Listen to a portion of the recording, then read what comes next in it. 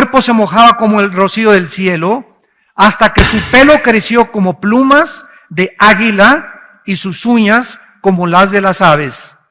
Mas al fin del tiempo, yo, Nabucodonosor, alcé mis ojos al cielo, y mi razón me fue devuelta, y bendije al Altísimo, y alabé y glorifiqué al que vive para siempre, cuyo dominio es sempiterno, y su reino por todas las edades.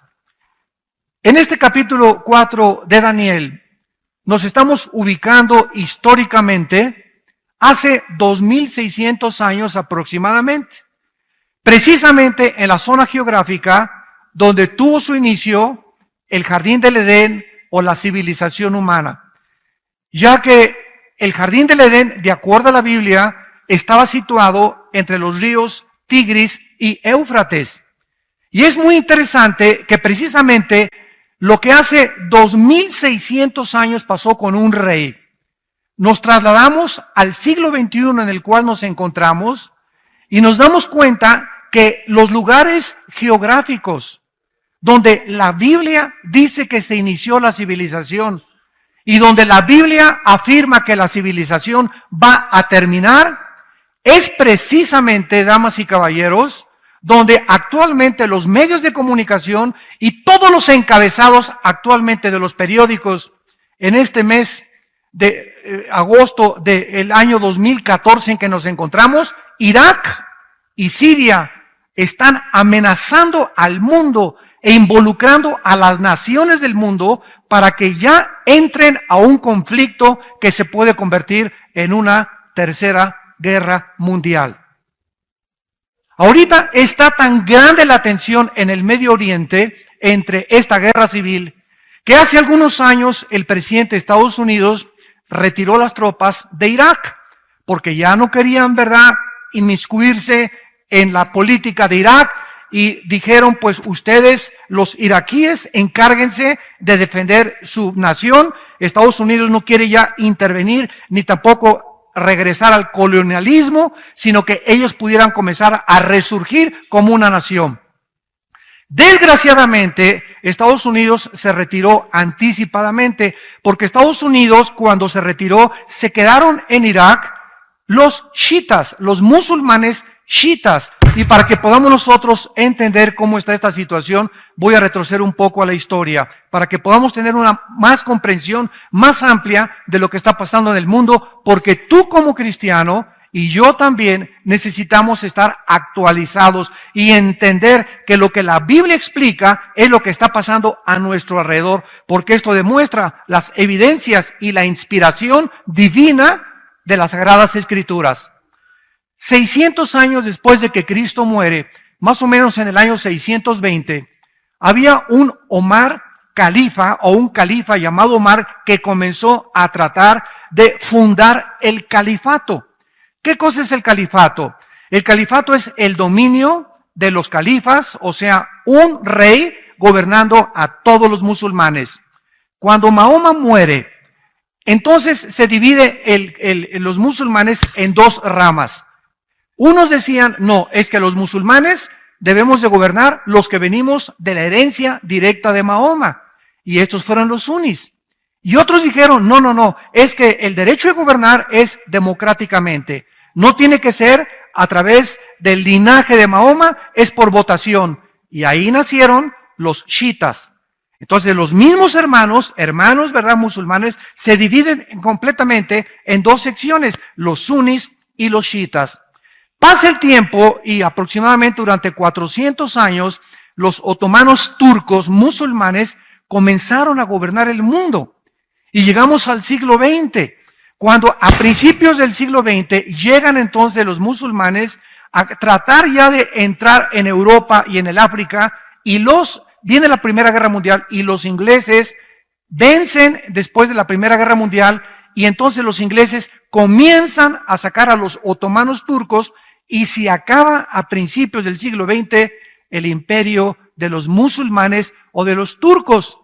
Sin embargo, en la sangre de ellos quedó el deseo de volver a revivir el califato, el dominio de los musulmanes en todo el Medio Oriente. Bueno, viene la Segunda Guerra Mundial, Viene Hitler y entonces las Naciones Unidas votan para que los ingleses se salgan también de todo el Medio Oriente y entonces reparten el Medio Oriente, que se llamaba en aquel tiempo Palestina, por la esposa de uno de los emperadores romanos que se llamaba Palestina. Le quitan el nombre de Israel para robarle a Israel su nombre y entonces reparten a través de diferentes tratados diplomáticos la tierra de Palestina y le asignan a Israel una parte de esto. Y los refugiados que se quedan ahí en Israel, después de que los judíos regresan, son los que se llaman ahorita los palestinos, que ocupan la franja de Gaza, que están mandando cohetes a Israel, y el Banco Oriental, que es lo que era Judá, o también se llama actualmente Jericó. Muy bien, después de la Segunda Guerra Mundial, los árabes se juntan y los quieren volver a sacar a los judíos. Y entonces, durante todo el siglo XX, los musulmanes fueron hechos completamente a un lado. Sin embargo, a partir del año 2004, 2005, más o menos, comienza un conflicto en el Medio Oriente que se llamó la Primavera del Medio Oriente o la Primavera Árabe, donde surge un grupo por primera vez en el Medio Oriente, en Egipto, que es el país donde más musulmanes tiene y que se llama la Hermandad Musulmana. Este grupo de la Hermandad Musulmana comenzaron a tratar de derrocar al presidente egipcio, lo cual lo lograron, y establecerse ellos para establecer el califato. No les funcionó porque volvieron otra vez a derrocar a ese presidente y entonces surge la guerra civil de Siria. Ahí en Siria los rebeldes quieren derrocar a Bashar Assad, sacarlo totalmente del presidente de Siria, porque el califato de los musulmanes no quieren ya monarcas ni reyes en el Medio Oriente.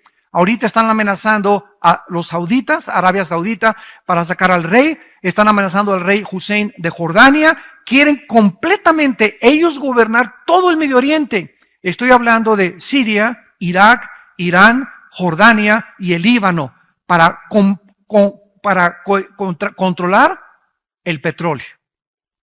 El que controla el petróleo, damas y caballeros santos de Dios, la persona que controla el Medio Oriente, controla el mundo. Y esta es la razón por la cual los Estados Unidos de Norteamérica trataron de apoyar a Israel desde 1948, porque es el único aliado que tiene el Occidente. Todos los demás alrededor están tratando de entrar a apoderarse del petróleo y todo el mundo, ¿verdad? Rusia, Estados Unidos, Europa, todo el mundo porque quieren controlar el mundo, tal como la Biblia lo profetizó. El rey Nabucodonosor, hace 2600 años aproximadamente, quería hacer lo mismo, quería engrandecer completamente su imperio, dominar el mundo, y esto ha surgido en la naturaleza autodestructiva de todos los seres humanos, conquistar a los demás. La Biblia le llama a esto soberbia. Y el tema de esta mañana es la locura de la soberbia en el libro de Daniel.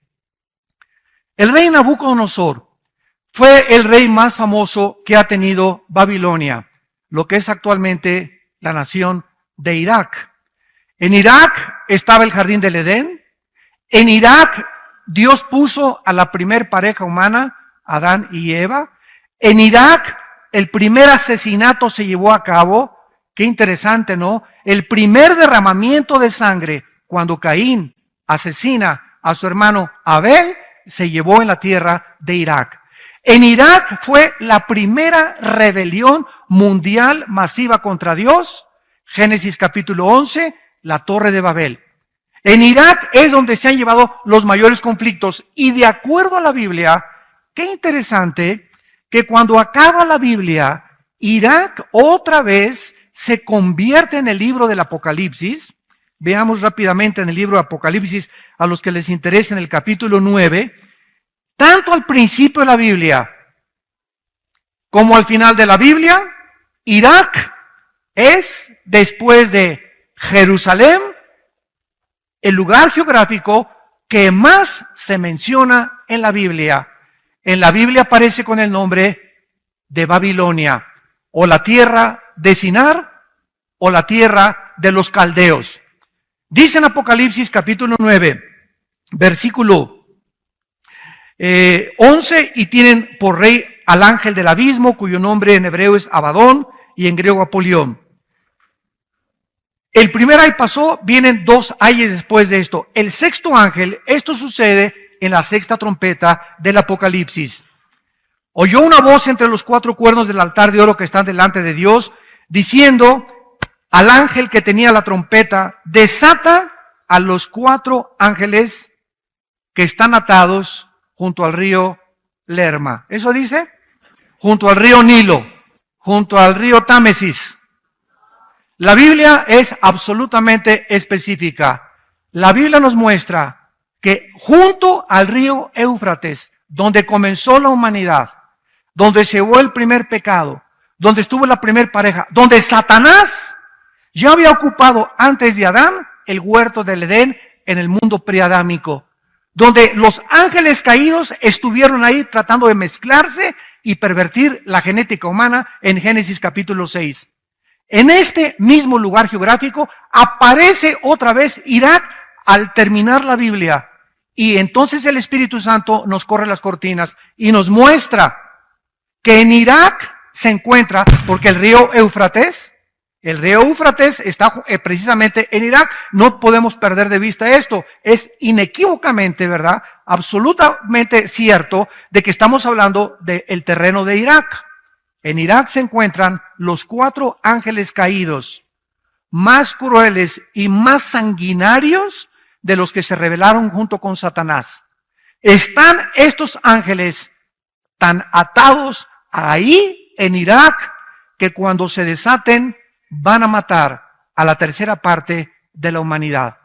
Dice a continuación el versículo que acabamos de leer, el versículo 15, y fueron desatados los 4 ángeles, Apocalipsis 9, 15, que estaban preparados para la hora, día, mes y año, a fin de matar a la tercera parte de los hombres.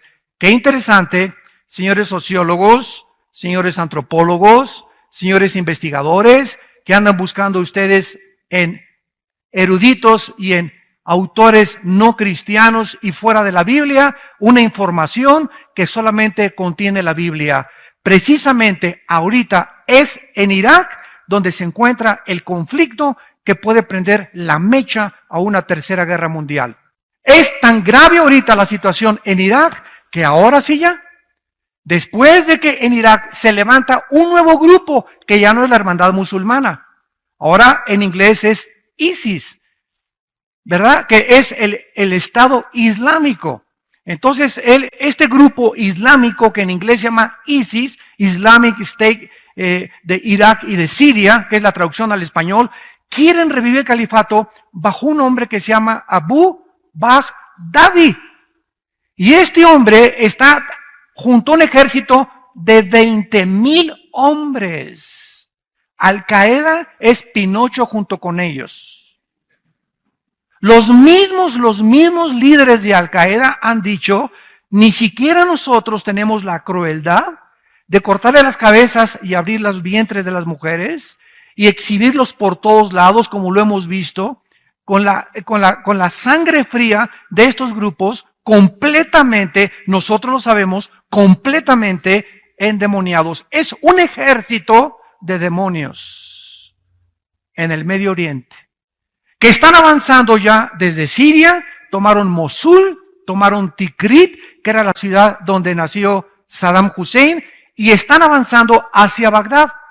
Ahora que comenzaron a avanzar hacia Bagdad, el grupo del Estado Islámico, entonces Estados Unidos despertó, el presidente Obama despertó y dijo: Dios mío, comenzaron por todos lados, ¿quién los va a detener?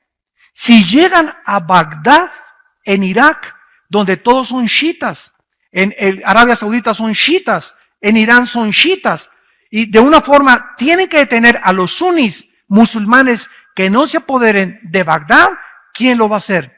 Entonces Estados Unidos consintió de comenzar a mandar aviones F-18 de guerra para comenzar a bombardearlos desde el aire, porque no quieren mandar tropas terrestres todavía, porque costaría billones de dólares que Estados Unidos ya no tiene. Entonces hay un vacío impresionante en el mundo de liderazgo. Durante más de 60 años, desde la Segunda Guerra Mundial, ¿quién ha tenido la preeminencia? ¿Quién ha sido el policía del mundo para combatir a los nazis, a los fascistas y a los comunistas? Estados Unidos de Norteamérica, con Europa, Inglaterra, etcétera, etcétera. Pero ahora que Estados Unidos ha caído económicamente, ahora que Europa se encuentra, España, Portugal, Grecia, Italia en la bancarrota económica, ahora que Alemania ya no tiene dinero para prestarles a las naciones para poder ayudarlas como tenían después de la Segunda Guerra Mundial, hay un vacío impresionante en el mundo. Y este vacío, ¿quién lo va a ocupar? ¿Quién va a cuidar ahora a todos estos salvajes de que se apoderen del mundo? Antes era Estados Unidos, Inglaterra y Europa, ya no quieren entrar. ¿Por qué no han podido detener a Putin? Putin llega con sus tropas descaradamente a Ucrania. Se apodera de la península de Crimea, donde está el Mar Negro y donde está la base naval más grande de Rusia. ¿Por qué? Porque de ahí brinca Rusia, tal como Ezequiel capítulo 38 lo profetizó hace 2500 años en la Biblia. Rusia, Magog, Rosh y Magog van a brincar junto con Irán para atacar a Israel y apoderarse del petróleo. Todas las cosas que están profetizadas en la Biblia, ¿verdad? Lo tenemos en este libro que escribí y lo pueden encontrar ustedes también en la palabra de Dios. Pero ¿quién va a detener ahora este grupo? Pues están tratando de bombardearlos desde el aire y entonces ahora Europa dice ya no podemos entrar. Y ahora Putin, sabiendo claramente el presidente de Rusia de que hay un vacío de liderazgo, que Obama no va a ejercer el liderazgo militar, ya comienza a avanzar. Esta semana pasada mandó más de 50 camiones con la bandera de ayuda para alimentar a los pobres, cargados completamente de armas, para poder conquistar completamente después de Ucrania, Lituania, Estonia y las naciones que están frontera con Rusia y comenzar a resurgir. Él quiere resurgir a la antigua Unión de Repúblicas Soviéticas. Los musulmanes quieren volver a resurgir el nuevo califato. Y por todos lados alguien tiene que levantarse, ahora que Estados Unidos está completamente hecho a un lado, alguien tiene que levantarse y tomar el liderazgo. La pregunta es, ¿quién lo va a tomar?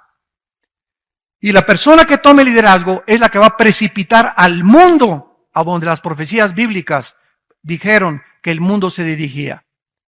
Toda esta información es maravillosa a la luz de la Biblia y el ejemplo que tenemos en el rey Nabucodonosor, presidente rey de Irak, del imperio babilónico, el más grande que ha existido después del imperio romano, era precisamente que este rey comenzó a ensoberbecerse y a creer que él podía gobernar el mundo hasta que 3 veces, regresamos al libro de Daniel, 3 veces se le da este mensaje al rey de Irak.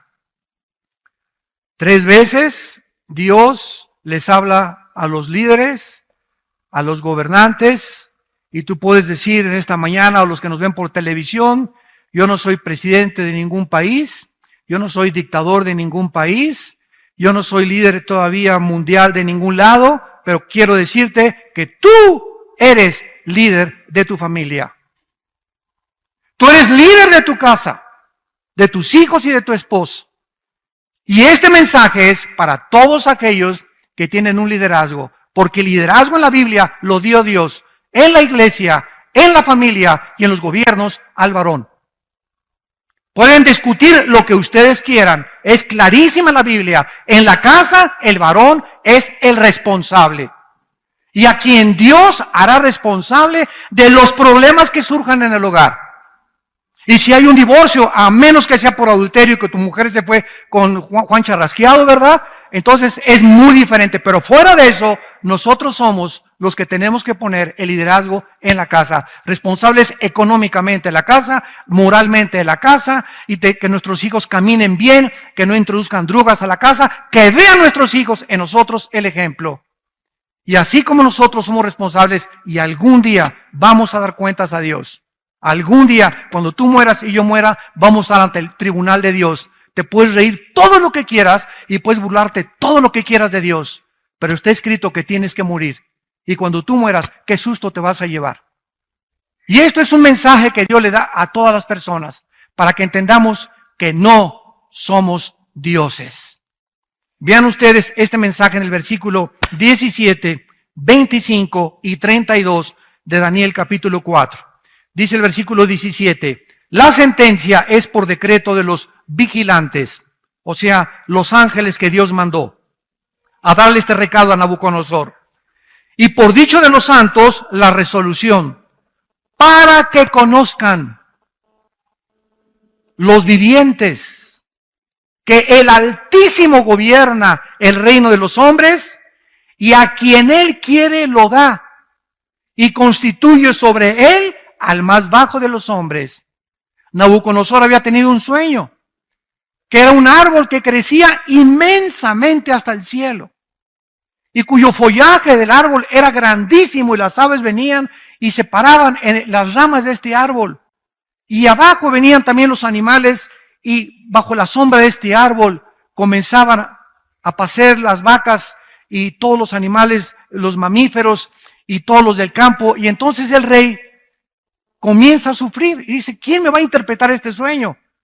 Y por variar, ¿verdad? Le habla a los discípulos de Walter Mercado, a los astrólogos y a los magos y a los brujos y a los chamanes. A ver, vengan y díganme ustedes de qué se trata este sueño.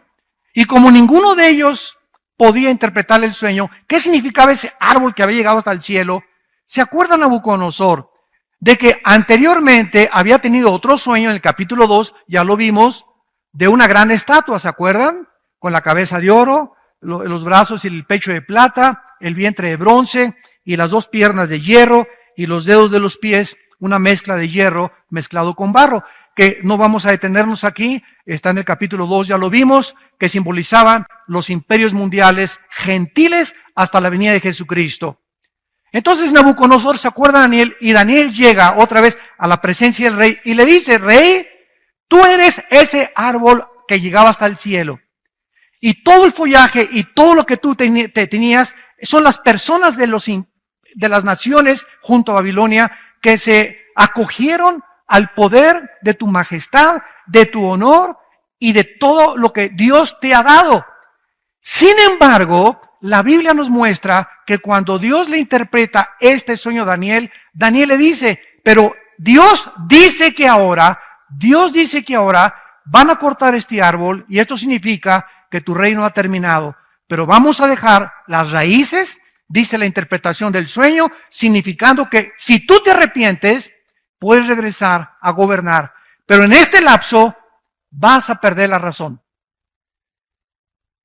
Vas a perder la razón. Damas y caballeros, si me pongo a mencionar ahorita algunos líderes del mundo, de las naciones y del pasado, son hombres que a la luz de cualquier punto de vista psicológico estaban completamente enfermos de sus facultades mentales. José Stalin, Adolfo Hitler, Alejandro el Magno, Saddam Hussein, Atila, Muammar Gaddafi y todos estos líderes del pasado y de hace algunos años que nos damos cuenta que ¿qué les sucedió? Se ensoberbecieron. Se ensoberbecieron. ¿Y cómo acabaron estos líderes? Y lo que dice la Biblia, ¿verdad? Dice en el versículo 17, la sentencia es de los vigilantes hasta que conozcan los vivientes que el Altísimo gobierna.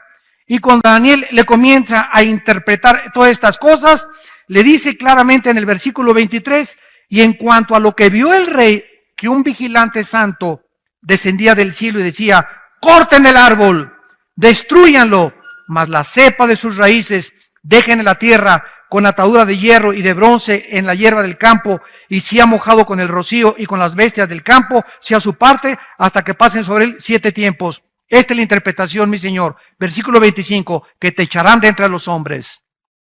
Con las bestias del campo será tu morada, con hierba del campo te apacentarán, como a los bueyes, con el rocío del cielo serás bañado, y 7 tiempos pasarán sobre ti, hasta que conozcas, por segunda vez se le dice, hasta que conozcas que el Altísimo tiene dominio en el reino de los hombres y que lo da a quien Él quiere. ¿Qué ha sucedido con todos estos dictadores? ¿Cómo murió Hitler? Escondido como un pollo mojado, remojado, en un búnker, y agarra la pistola y se vuela la tapa de los sesos. El mismo hombre que años antes o meses antes había dicho, yo soy el líder del Tercer Reich. Y donde todos los hombres decían, ¡ja, Hitler! Y donde todos los alemanes, 85 millones de alemanes, creyeron que él era el Salvador, el Mesías que esperaban, que volvería también, después de perder la Primera Guerra Mundial, resurgir Alemania a su antiguo poder. ¿Cómo acabó Hitler? Completamente tirado en el suelo, matándose y quitándose la vida junto con su esposa Eva Braun. ¿Cómo acabaron todos los demás dictadores? ¿De qué manera acabó Saddam Hussein? En un hoyo de 2 metros de Hussein con sus reinos en Irak. Tenía yates, tenía palacios, tenía tronos de marfil que se mandó a hacer, mandó a traer tapetes de Persia, de Irán, mandó a traer cristales italianos de Italia. Cuando llegaron en los 90 los ejércitos de la coalición dirigidos por el general Schwarzkopf, norteamericano, a Bagdad para tratar de comenzar a ver todo, se asombraron de las riquezas de este hombre que se paraba y le besaban la mano a todas las personas. ¿Cómo acaba Hussein en un hoyo de 3 metros con lleno de piojos en la barba y completamente desquiciado? Así acabó. ¿Cómo acabó Muammar Gaddafi, el líder de Libia? ¿Cómo acabó ese hombre que se paseaba así con un despotismo y una soberbia? Mandó matar mujeres, mandó matar niños, multimillonario, derribó un avión que salió de Londres hacia otro destino con 360 pasajeros y nadie le pudo hacer nada porque comenzó a vender el petróleo que tiene Libia. ¿Cómo acabó? Muammar Gaddafi acabó en una alcantarilla de una de las calles de Trípoli, metido ahí escondido como ratoncito. Lo encuentra el pueblo, lo sacan, le dan una madrina de aquellas, lo arrastran por todos lados, lo patean, lo sodomizan y le dan un balazo en la ambulancia. Así acabó ese hombre, como un perro completamente sarnoso. ¿Cómo murió Benito Mussolini en Italia? El contrapache, ¿verdad? Y el amigo y socio de Adolfo Hitler, Benito Mussolini, otro dictador déspota, soberbio, lo agarran en la plaza de Florencia y lo cuelga el mismo pueblo. Todos estos hombres, Hussein, Hitler, Gaddafi, Mussolini, son del siglo XX, de nuestra época, o de la época de nuestros padres o abuelos. Y el mundo no entiende, y los líderes que están ahorita y que siguen vivos, los siguen sin entender que Dios es el que gobierna. Él es el único soberano.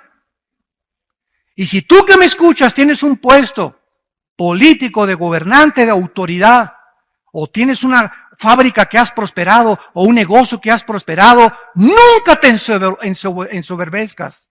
Ni creas ni digas, es que mi esfuerzo y mi negocio y mis capacidades intelectuales y físicas me han podido dar lo que yo tengo alrededor. Te equivocas con todo el corazón.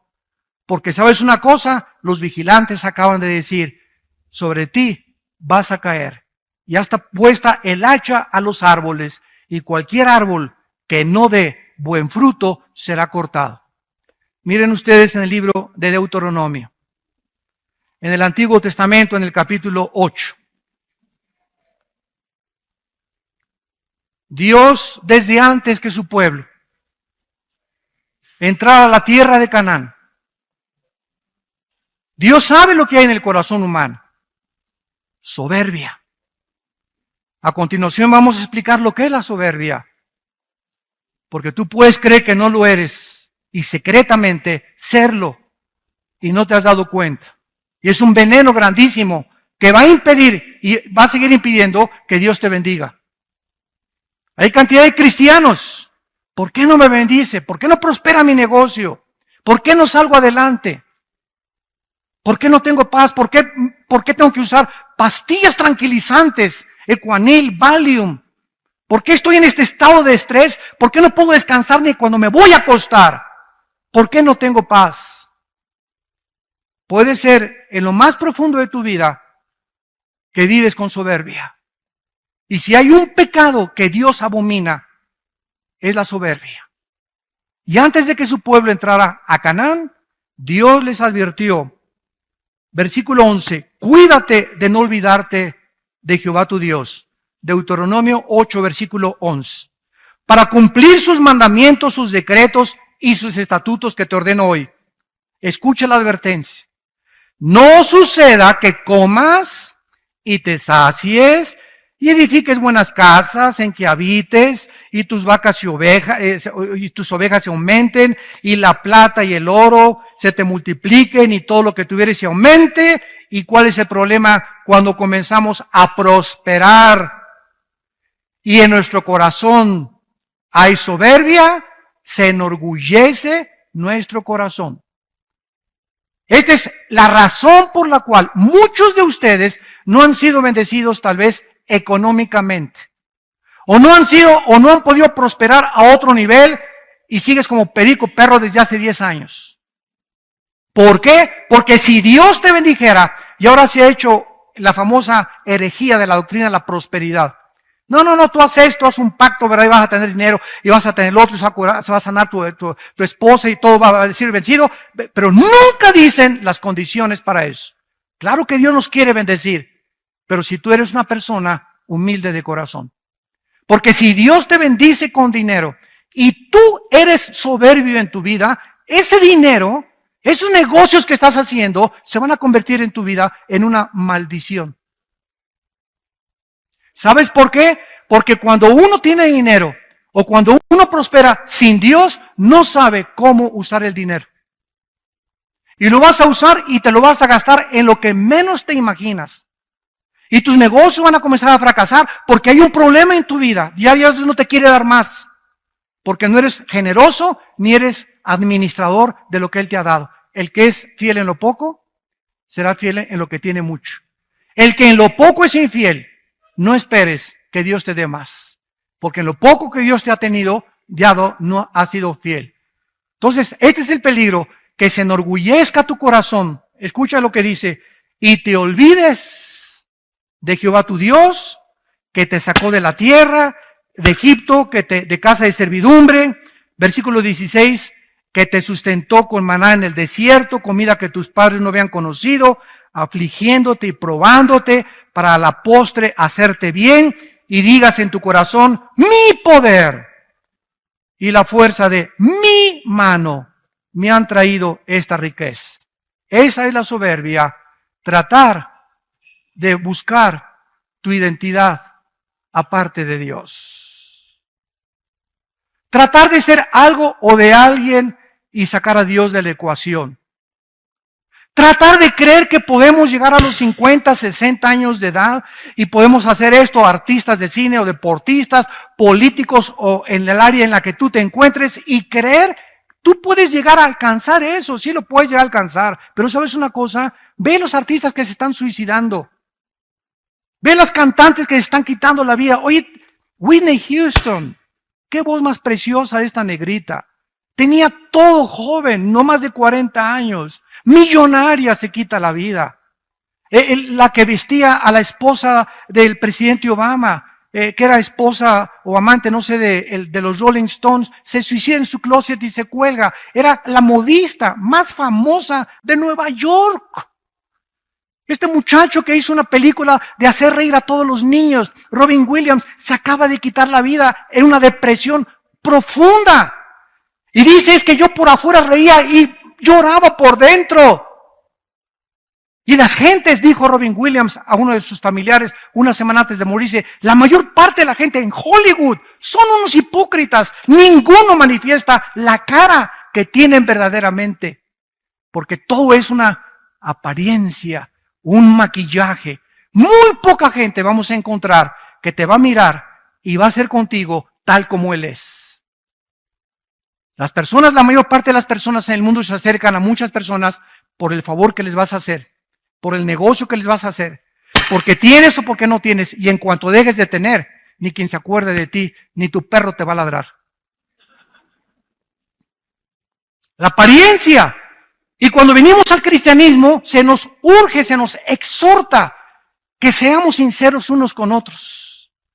Que no nos miremos con hipocresía unos con otros. Ay, hermano, ¿cómo está? Aleluya, gloria a Dios al Eterno. Tiene cara de avispa. Me acabas de saludar y te das la vuelta y hablas mal en contra de esa persona. Eso es hipocresía. Y eso lo ve Dios porque Él conoce nuestros pensamientos. Salmo 139. Tú conoces mis pensamientos, Señor. Él sabe lo que pensamos. Y esta es la razón por la cual no hay bendición muchas veces en las vidas de muchas vidas que nosotros tenemos y que conocemos en nuestra familia y alrededor también. Ahora vemos nosotros, en penúltimo lugar, de qué forma este rey perdió la razón. ¿Qué es lo que pasa con todas estas personas soberbias? Mira, la soberbia te hace perder la brújula. ¿Quién es una persona enferma mentalmente de acuerdo a la Asociación de Psiquiatría en California? Hay más de 100 características que mencionan que una persona no es normal. Pero el presidente de esta Asociación de Psiquiatría en California, ¿saben lo que dijo en una reunión? Es que hemos llegado a un punto, los psiquiatras y los psicólogos, que no sabemos si nosotros estamos más locos que los pacientes. Hemos llegado a un punto donde ¿quién va a tener el parámetro de qué es normal? ¿Qué es normal ya? Para los que se casan hombres con hombres y mujeres con mujeres, para ellos es normal. La sociedad lo acaba aceptando como algo normal. Dice la Biblia que no, que es una locura. Que es insanidad mental completa. Han perdido la brújula y le están llamando a lo malo bueno y a lo bueno malo. Hemos llegado a un punto en la sociedad en la que vemos la televisión y ya es normal ver adulterios en las telenovelas.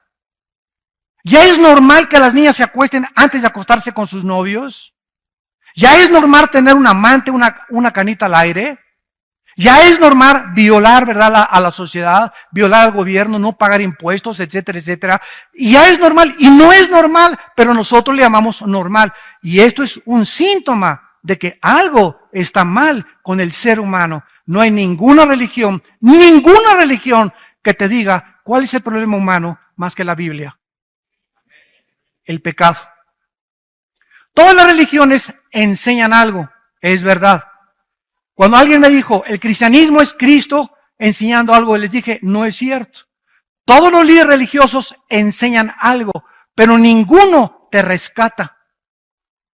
Y el cristianismo es diferente a todas las religiones en que el fundador del cristianismo no solamente fue un gran maestro de moral, sino que él vino a dar su vida y pagar por nuestros pecados. Gloria a su nombre.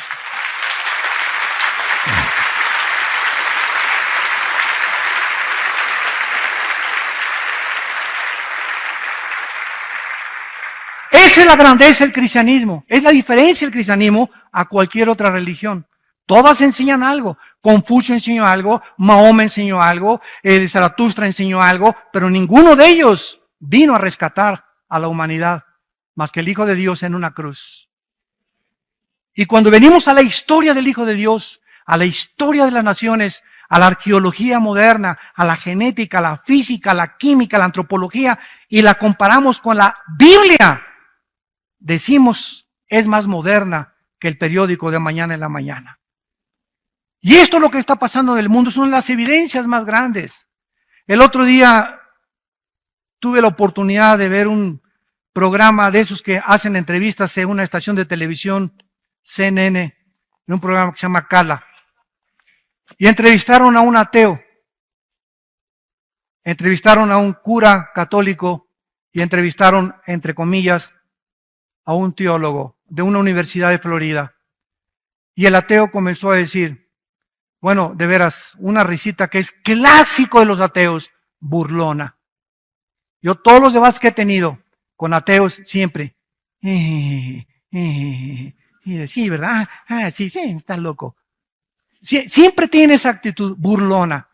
Es una soberbia impresionante que los caracteriza, que creen que ya para ser ateo tienes que ser omnisciente, tienes que haber conocido ya todo absolutamente y concluir en todo lo que sé y en todo lo que he investigado, concluyo, no existe Dios. No conoces ni dónde está Zapopan. Y el ateo dice, es que el Dios del Antiguo Testamento era un dictador, mandó matar a las personas.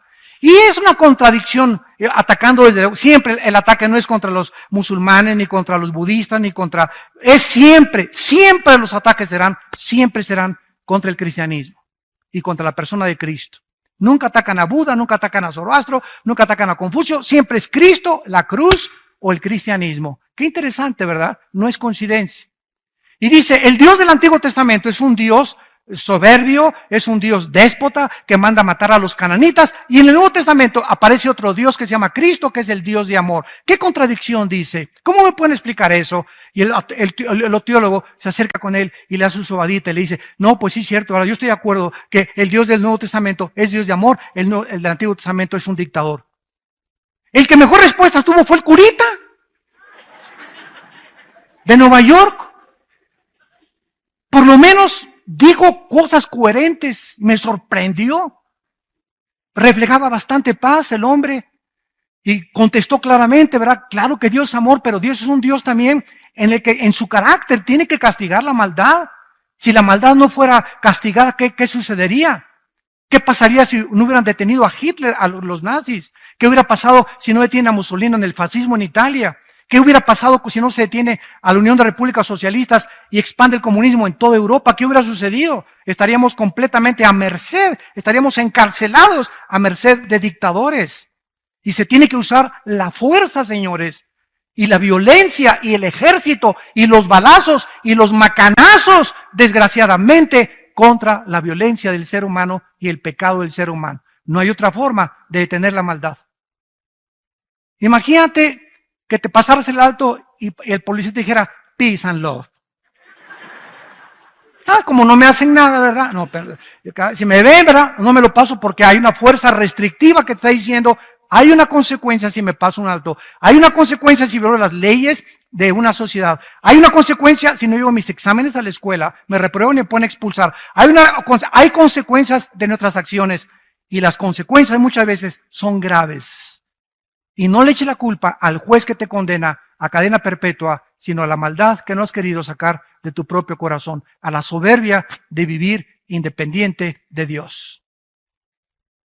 De creer que puedes encontrar tu identidad, no en los Rolling Stones, no en Madonna, no en el deportista, no en aquello. Por eso hay tanto idolatría en el mundo de deportistas, artistas. Cada presidente que entra es el Salvador, ese es el Mesías. Siempre la gente en los hombres, en los hombres, en los hombres. Y ningún hombre es perfecto para poder cambiar nuestro corazón. Cristo vino a cambiar nuestra vida interna, a librarnos de esa soberbia, para que entendiésemos que separados de Él, nada podemos hacer. Vean ustedes aquí en Proverbios capítulo 11, versículo 2, en el Antiguo Testamento, dice la Biblia, hablando de la soberbia, el rey Salomón. Proverbios capítulo 11, versículo 2.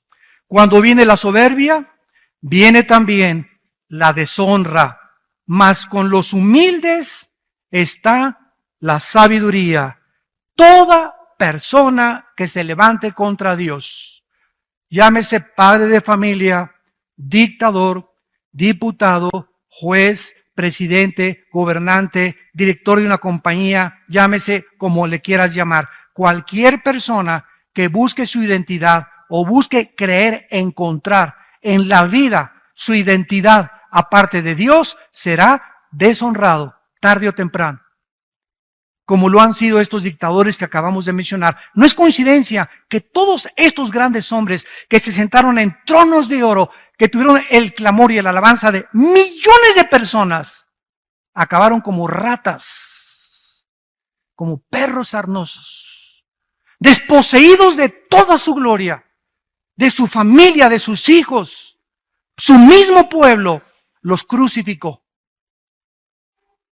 La soberbia es hermana de la deshonra, mas con los humildes está la sabiduría. No hay ninguna persona en esta mañana que nos escuche, tampoco a través de los medios masivos de comunicación. No hay ninguna persona que pueda tener sabiduría para educar a su familia, para educar a tu esposa, para mantener tu matrimonio, para administrar sabiamente tu negocio, que no sea humilde.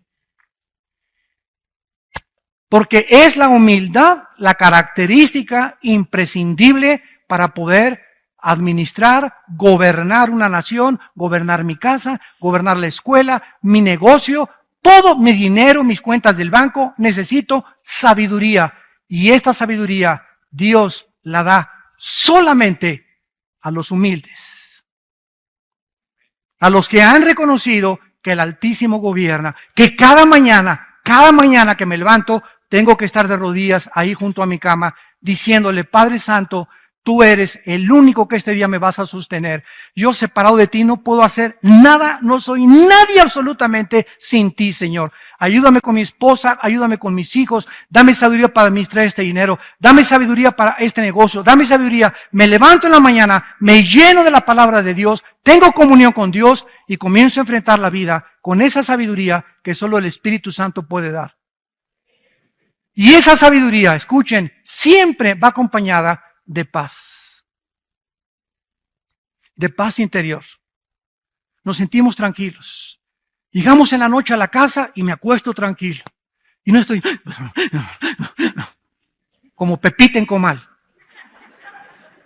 Y me despierto a las 11, y eso, y pienso, ¿y qué haré mañana? Y a la 1 de la mañana, y prendo un cigarro a la 1 de la mañana, o se echa un mezcal a las 2 de la mañana, o unas pastillas tranquilizantes, y te levantas como león enjaulado. Ya tus hijos no tienen comunión contigo, no tienes tiempo para nada, te vas de vacaciones, y el domingo que es para descansar, llegas a tu casa y a seguir trabajando, porque eres un hombre trabajador. Eres tonto.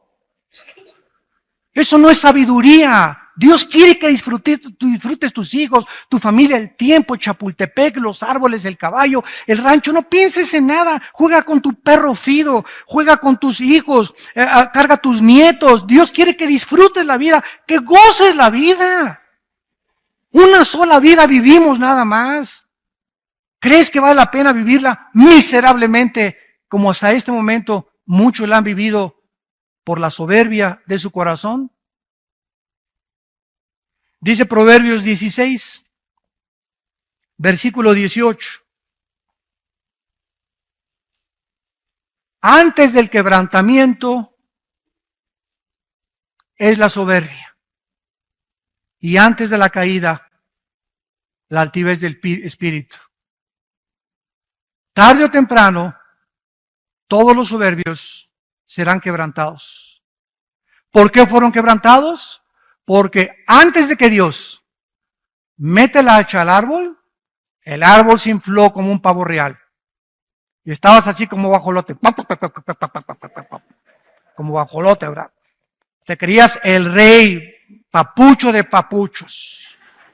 Yo aquí, ¿verdad? Y guapo o bella, esto y el otro. Manejabas tu carro así, no volteabas. Al que te limpia los vidrios, quítate, chamaco feo, mugroso, no pares. Espérame tantito, ¿verdad? ¿Cuánta soberbia hay en el corazón? Ese pobre muchacho que te está limpiando los vidrios o que te da grasa en los zapatos, no tuvo la oportunidad que tú tuviste para ir a la universidad. No tuvo los padres ni los abuelos que tú tuviste para haber heredado lo que tú tuviste. ¿Crees que tú eres suficiente porque eres doctor o porque tienes un título, porque tienes dinero? ¿Te crees superior a un albañil, a un plomero, a un carpintero, a un chofer? ¿Por eso crees que tienes el derecho de tratar a esa gente de esa manera porque los consideras más bajos que tú? Eso se llama racismo. Y el racismo es una enfermedad del alma que hace creer a muchos seres humanos que por el color de ojos, color de piel, posición social, posición del club, les da el derecho de creer que son diferentes a los demás. Soberbia. Y Dios abomina esta soberbia. Llegas aquí a una iglesia como esta de Vía Nueva para el Mundo aquí en Toluca y te dice el del seguridad: no se estacione ahí. ¿Y tú quién eres? ¿Sabes quién es? No es nadie, tal vez. Y tú que eres peor que él. Tú eres un chícharo de aguapuerca. ¿Quién eres tú? Y contesta: ¿y tú quién eres? el rey de este mundo, él es una persona asignada por los pastores para ayudar a acomodar los carros. Pero tu soberbia, ¿usted quién es? Y yo no sabe, ¿qué no vio las placas que traigo? Uno sabe quién soy yo, que vengo de traje y todo. Quítese. Así nos han reportado muchas veces que muchas personas llegan así, que les dicen a los edecanes también, quítese. O te dicen, no se sienten ahí, yo me siento donde me da la gana. Soberbia. ¿Por qué? Porque tu corazón te dice, yo no tengo por qué humillarme contra esa persona. ¿Quién es? A menos que tenga un tipo de militar o alguna cosa. No, es un trabajador de la iglesia. Y a cualquier persona que trates de esa manera, es porque en tu corazón te crees superior y nadie se puede atravesar en tu camino, porque ya llegó el rey de Hollywood. Y finalmente leemos nosotros en Mateo capítulo 23, el Señor Jesucristo, versículo 12, hablando acerca de este pecado tan grande que tuvo Nabucodonosor, que le hizo perder la razón. Y Nabucodonosor descendió. ¿A qué nivel descendió Nabucodonosor? De los animales. ¿Cuál es el nivel de los animales? Mira, los animales matan por sobrevivir. La jungla la naturaleza está llena de violencia. Ve esa serie en la televisión Animal Planet en lugar de las telenovelas. Cosas que te edifiquen y ve las hormigas entre ellas matándose a las grandes, la ley del más fuerte. El tiburón comienza a los chiquitos, los leones, ¿verdad?, sobre las cebrillas indefensas. Es una violencia en la naturaleza, pero toda esa violencia que ves, ninguno de ellos, ni las hormigas, ni los leones, ni los cocodrilos, ni los tiburones, a ninguno de ellos va a juzgar Dios. Todos ellos no son culpables de esa violencia.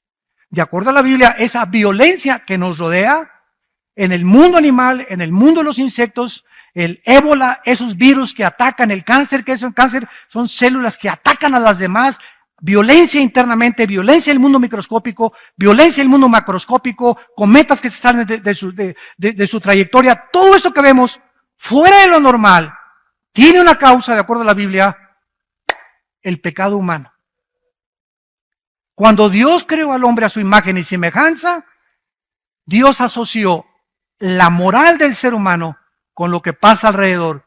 En el momento en que Adán y Eva se rebelan contra Dios, las flores comienzan a tener espinas, los alacranes veneno, las víboras veneno, los leones se convierten feroces, y todo esto se cambiará cuando Cristo regrese en el milenio. Entonces, qué interesante, ¿verdad? Que mientras más pecado, más fuerza la naturaleza se venga de nosotros. Vean, hace 15 años, tornados, terremotos, huracanes como jamás hemos visto, las cosas que están pasando. Ahorita está a punto de explotar en Islandia un volcán también. Todo lo que está pasando, ¿dónde está Dios? ¿Dónde está Dios? Dios está en tu corazón si tú quieres tenerlo. Pero sabes una cosa, todo lo que está pasando es por el pecado humano, ¿ya? Hombres con hombres, mujeres con hombres, mujeres, divorcios están al por mayor por todos lados, los jóvenes desorientados, no hay luz, no hay una brújula, cada quien hace lo que bien le parece que está dentro de su corazón. Esta es la filosofía con la cual se resume la humanidad. Cada quien hace lo que le parece según en su corazón. Pues para mí esto es bueno, para ti es malo. Tú sigue con eso, para mí esto es bueno. ¿Sabes una cosa? Si fuera así, el relativismo, entonces, ¿quién nos da el parámetro y la línea y la medida de la moral? Para eso nos dejó Dios este libro. La Biblia, para que sepamos qué es bueno y qué es malo. Si Dios condena algo aquí es porque es malo. No lo dices tú, la doctora Corazón, Walter Mercado, el psiquiatra, ni el psicólogo. Lo dice Dios. Él estableció las leyes morales para que sobreviviéramos. Y por eso estamos a punto de autodestruirnos por la soberbia que han sacado a Dios de sus corazones. Y finalmente dice Mateo 23, versículo 12.